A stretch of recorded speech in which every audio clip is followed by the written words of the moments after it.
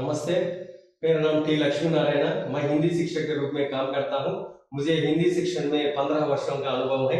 अगर आप हिंदी शिक्षण में हिंदी शिक्षक के रूप में नौकरी प्राप्त करना चाहते हैं तो पहले मेरी बात सुनिए।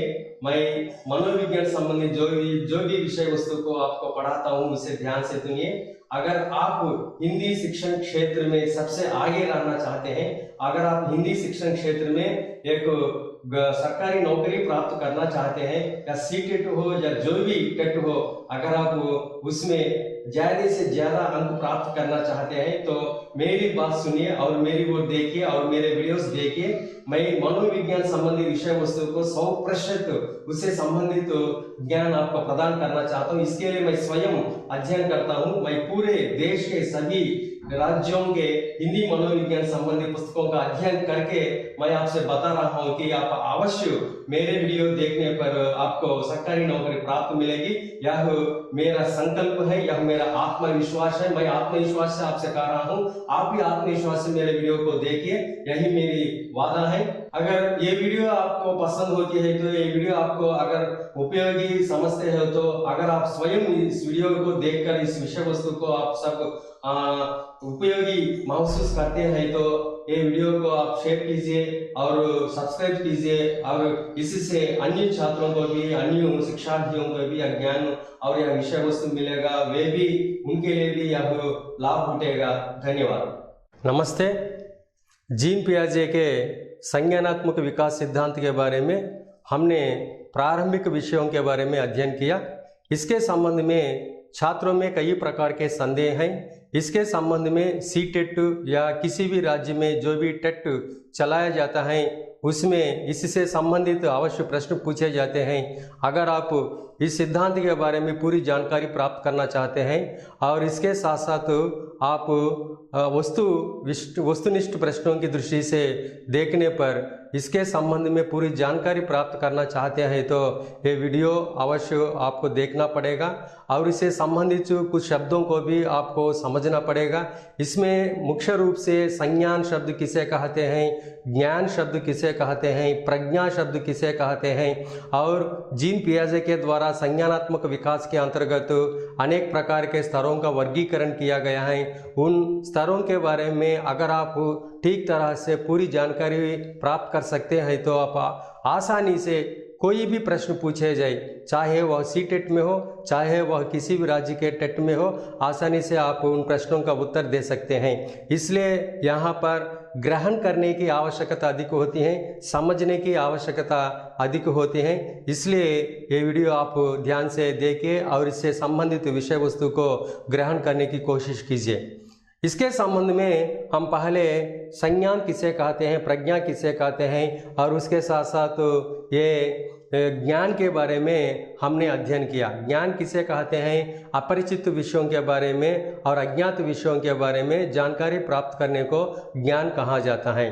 और संज्ञान किसे कहते हैं, बालक अपने बारे में और अपने आसपास के वातावरण के संबंध से अवगत होने को ही हम संज्ञान कहते हैं। अर्थात जीन पियाजे के सिद्धांत में जो मुख्य अंश होते हैं अडॉप्टेशन और ऑर्गेनाइजेशन। अडॉप्टेशन में असिमिलेशन और उसके बाद अकोमोडेशन आता है।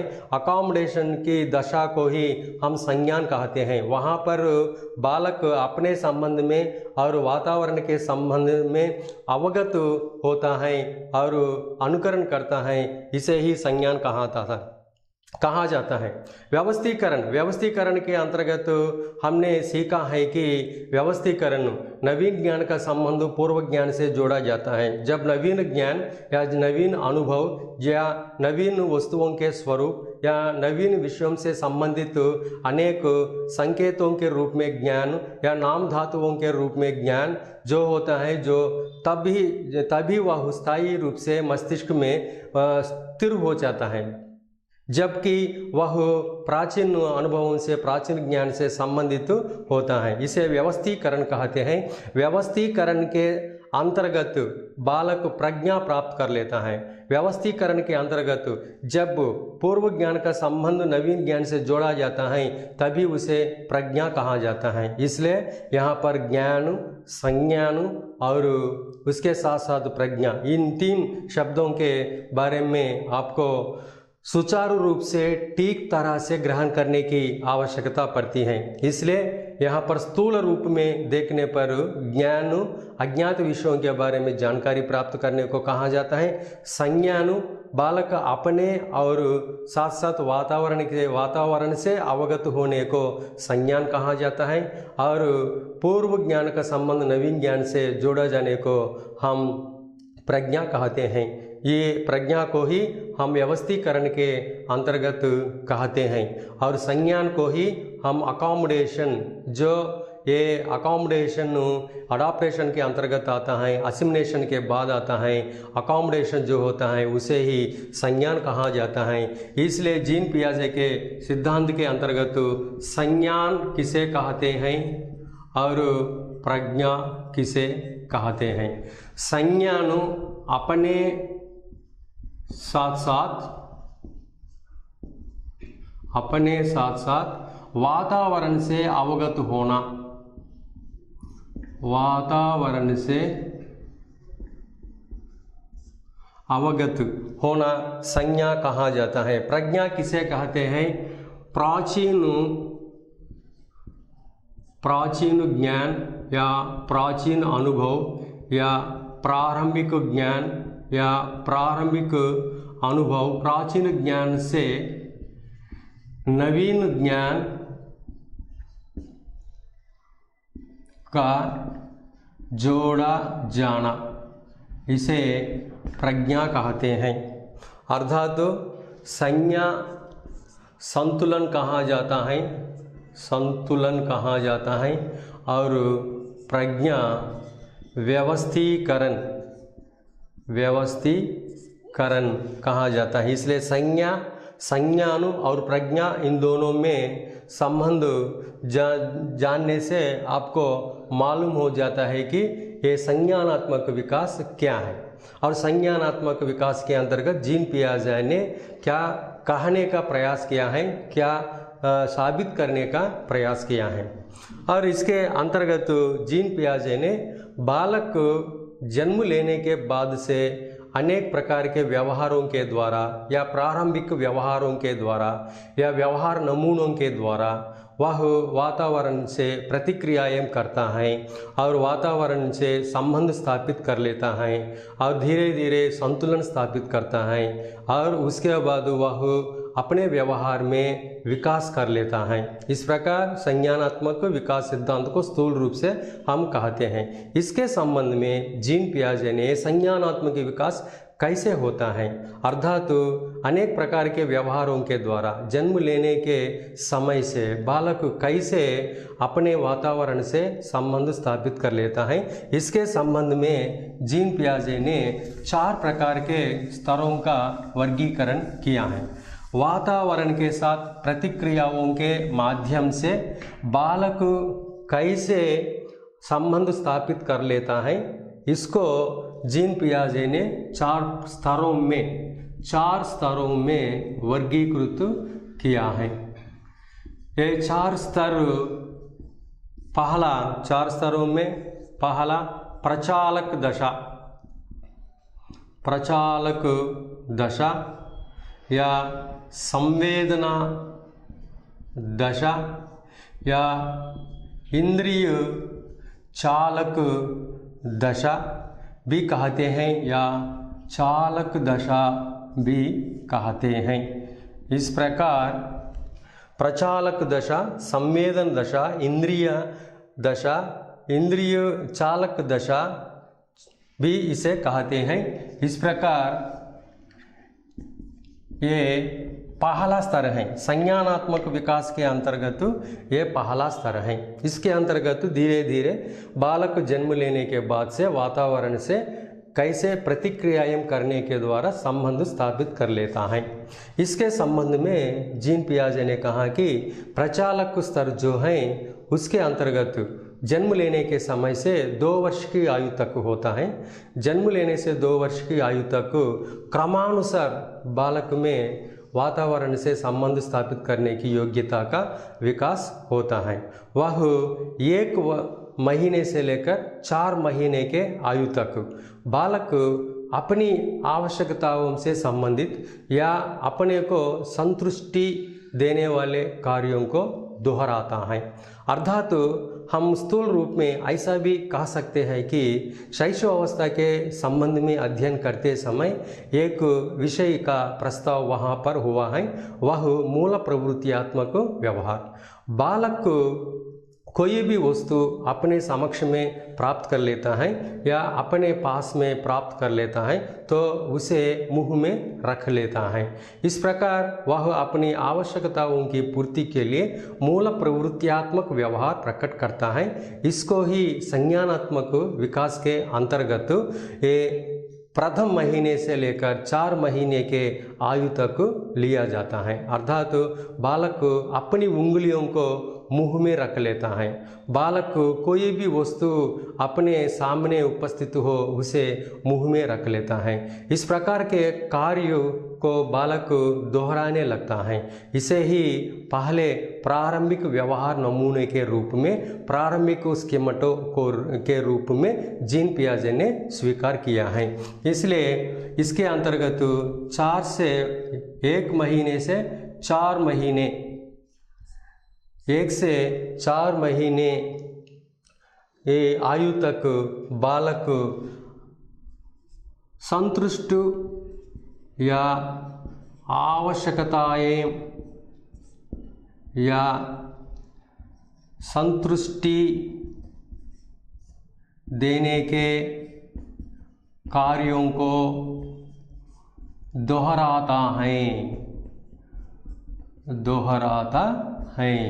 उदाहरण के रूप में यहाँ पर मुख्य रूप से मुंह में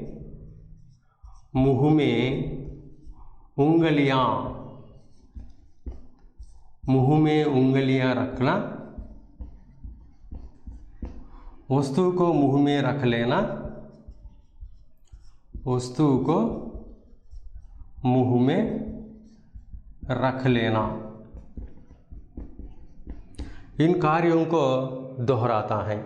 और इसके साथ साथ इस स्तर के अंतर्गत बालक में धीरे धीरे से कल्पना शक्ति की योग्यता का भी विकास होने लगता है। इसके उदाहरण के रूप में हम कह सकते हैं कि अगर माँ बालक को अपनी गोद में लेने पर बालक कल्पना करता है कि माँ उसे दूध देने वाली है, इसे ही इस दशा के अंतर्गत लेते हैं। इसलिए कल्पना का विकास होने लगता है। कल्पना का विकास होने लगता है। इसके उदाहरण के रूप में हम माता गोद में लेने पर बालक कल्पना करता है, कल्पना करे कि माता उसे दूध देने वाली है।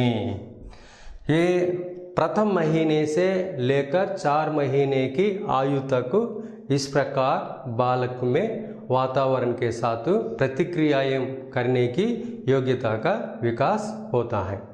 और इसके बाद प्रचालक स्तर के अंतर्गत ही हम 4 महीने की आयु से लेकर 8 महीने की आयु तक 4 महीने से लेकर 8 महीने के आयु तक यहाँ पर 4 महीने से 8 महीने की आयु तक बालक में वातावरण के साथ प्रतिक्रियाएं करने की योग्यता का विकास कैसे होता है कि बालक प्रथम 4 महीने की आयु तक वह अपने ऊपर ही ध्यान केंद्रित करता है, अपने शरीर पर ही ध्यान केंद्रित करता है।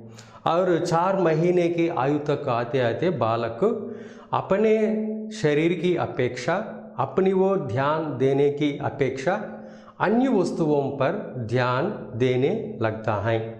अर्थात बालक वस्तु को इस स्तर में, इस दशा में पकड़ता है, वस्तु को वह फेंकता है और वस्तु को वह गिराता है।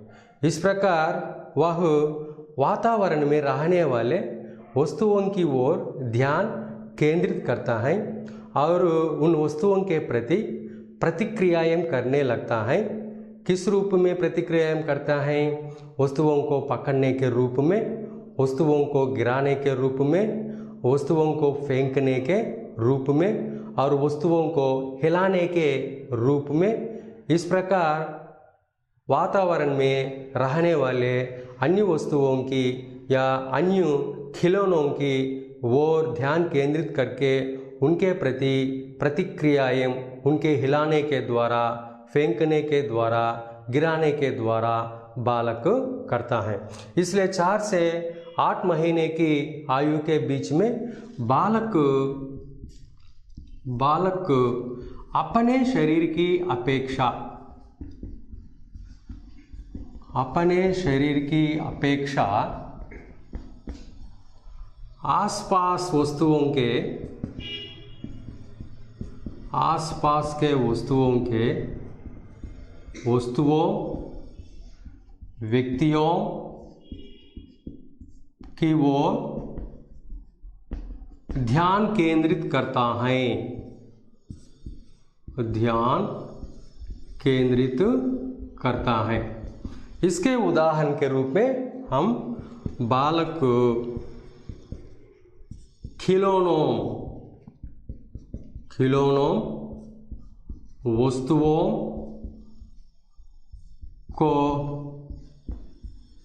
वस्तुओं को स्पर्श करता,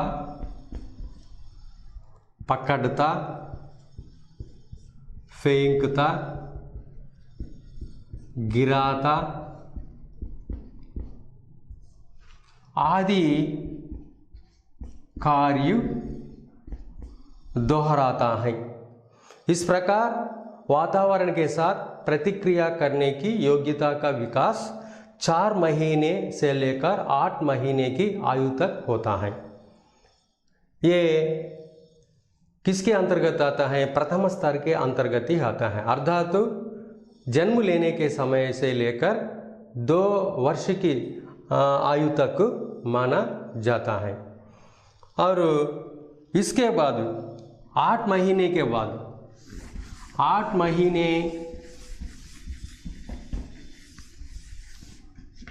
महीने से लेकर 12 महीने की आयु तक बालक में वातावरण के साथ प्रतिक्रिया करने की योग्यता का विकास कैसा होता है?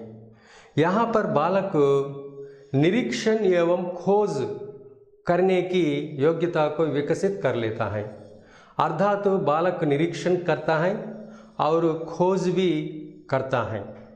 इसके संबंध में और इसी को ही जीन पियाजे ने वस्तु अस्तित्व अंश इसे कहा है। वस्तु अस्तित्व की भावना इसे कहते हैं। अर्थात बालक किसी भी वस्तु को पकड़ ले, किसी भी वस्तु को हाथ में ले, अगर वह वस्तु उसके समक्ष में ना होने पर भी वह सोचने लगता है कि वह वस्तु की ही किसी अन्य स्थान पर उपस्थित हो। और उसी प्रकार माता के संबंध में भी बालक सोचने लगता है कि माता उसके सामने उपस्थित ना होने पर भी वह सोचता है कि माता कहीं घर में हो, माता घर में किसी काम में लगे हुए हो। इस प्रकार बालक को सोचता है और वह इस प्रकार निरीक्षण एवं खोज की योग्यता का विकास उसमें होता है। इसलिए इसे निरीक्षण एवं खोज, निरीक्षण एवं खोज अंश भी इसे कहते हैं। और इसको ही जीन पियाजे ने वस्तु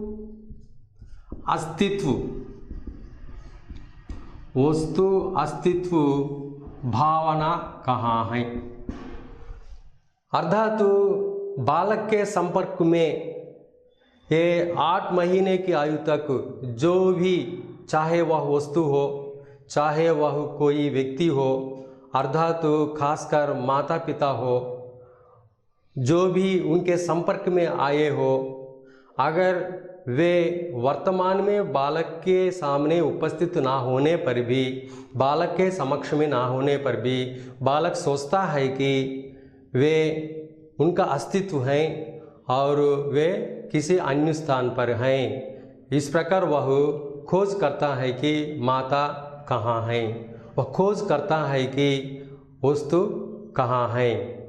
इसके संबंध में उदाहरण के रूप में बालक को हम देखते हैं कि बालक इस आयु में किसी वस्तु को अगर हम चादर के नीचे छिपा रखते हैं तो उस वस्तु को खोज करके लेता है। और किसी खिलौनों को अगर हम किसी खाट के नीचे या मेज के नीचे रखते हैं, तो दुपट्टा के नीचे रखते हैं या बिस्तर के नीचे रखते हैं, तो बालक उसकी खोज करके लेता है। इस प्रकार बालक के व्यवहार का विकास होता है या प्रतिक्रिया की योग्यता का विकास होता है। अर्थात यहाँ पर ये बिस्तर के नीचे,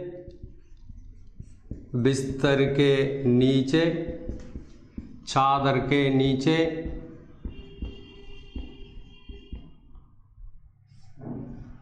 वस्तुओं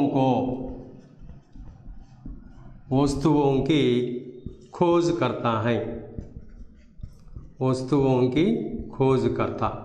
और उसी प्रकार भूख लगने पर माता की खोज करता, माता की खोज करता, अर्थात दूध पीने के लिए माता की खोज करता। इस प्रकार इसे वस्तु अस्तित्व की भावना कहते हैं। जीन पियाजे के ये प्रथम स्तर के अंतर्गत आता है।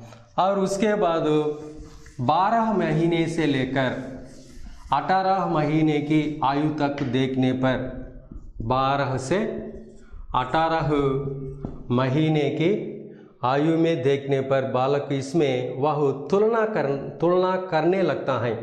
अर्थात वातावरण के साथ जो भी वस्तुएं, जो भी खिलौने, जो भी व्यक्ति उसके संपर्क में आगे आए, उनकी तुलना करने लगता है। इस प्रकार का वातावरण के साथ प्रतिक्रियाएं करने की योग्यता का विकास बालक में होता है। इसके उदाहरण के रूप में हम बालक के व्यवहार को, बालक को विभिन्न वस्तुओं को, केवल एक वस्तु को नहीं,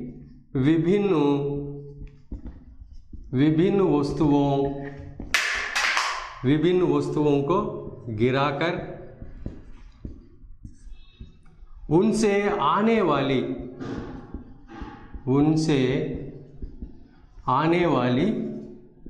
ध्वनियों का, विभिन्न ध्वनियों का तुलना करता है। इस प्रकार बालक में अपने वातावरण के पास में रहने वाली विभिन्न प्रकार की वस्तुओं के साथ, खिलौनों के साथ प्रतिक्रियाएं करने की योग्यता का विकास होता है।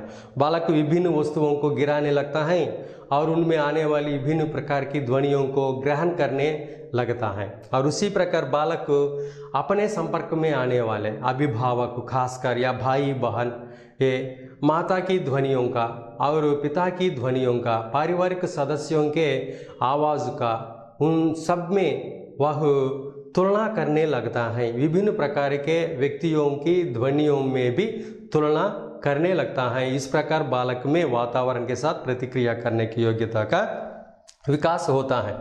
और उसके बाद 18 से लेकर 24 महीने, 18 से लेकर 24 महीने अर्थात 2 वर्ष की आयु तक आते आते बालक में स्कीमटो के परिवर्तन हो जाते हैं और उद्देश्य की ओर उसका व्यवहार चलता है, समस्या परिष्कार की ओर उसका व्यवहार चलता है। अर्थात उद्देश्य की ओर, उद्देश्य समस्या परिष्कार की ओर बालक का व्यवहार होता है। ये 2 वर्ष की आयु तक आने पर बालक में इस प्रकार की योग्यता का विकास हो जाता है। अर्थात इसके उदाहरण के रूप में हम कह सकते हैं कि बालक अगर कोई वस्तु वह नहीं पकड़ पाता है, कोई किसी भी वस्तु को नहीं ले पाता है, अगर बिस्तर पर खिलौना है, बिस्तर पर कोई वस्तु है तो बालक उसे नहीं ले पाता है, तो बालक क्या करता है, वहाँ पास में रहने वाले किसी वस्तु की सहायता से, लकड़ी की सहायता से वह उस वस्तु को लेने का प्रयास करता है। इस प्रकार उद्देश्य की ओर या समस्या परिष्कार की ओर बालक के व्यवहार का विकास होता है। इसलिए इसके उदाहरण के रूप में लकड़ी की सहायता से, लकड़ी की सहायता से वस्तु को लेना, इसे हम ये 2 वर्ष की आयु तक आते आते इस प्रकार का विकास होता है। ये प्रथम स्तर के अंतर्गत आते हैं और उसे ही इंद्रिय चालक या संवेदना चालक या चालक या प्रचालक दशा भी इस स्तर को कहते हैं। अब ये प्रथम स्तर के बारे में हमने अध्ययन किया और उसके बाद जीन पियाजे के संज्ञानात्मक विकास के अंतर्गत दूसरे स्तर के बारे में हम अब देखेंगे। दूसरा स्तर क्या है? दूसरा स्तर यहाँ पर मुख्य रूप से पूर्व प्रचालक दशा कहते हैं। पूर्व प्रचालक दशा इसे कहते हैं। यहाँ पर लगभग ये 2 वर्ष की आयु से लेकर 7 वर्ष की आयु तक यह दशा होती है। इसमें प्रथम स्तर की दृष्टि से देखने पर प्रतिक्रियाएं करने के व्यवहार में विकास होता है, निरीक्षण में विकास होता है, समस्या परिष्कार करने की प्रक्रिया में विकास होता है। यहाँ पर नाम धातुओं का प्रयोग करता है, खासकर भाषा का प्रयोग करता है। अनेक वस्तुओं को भाषा प्रयोग करने के द्वारा उन्हें ग्रहण करता है। इस प्रकार का विकास बालक में होता है। संज्ञानात्मक विकास में भाषा का प्रयोग करने की दशा को भी हम दूसरे स्तर को या पूर्व प्रचालक दशा को कहते हैं। पूर्व प्रचालक दशा में विश्लेषण करने की योग्यता का भी विकास होता है।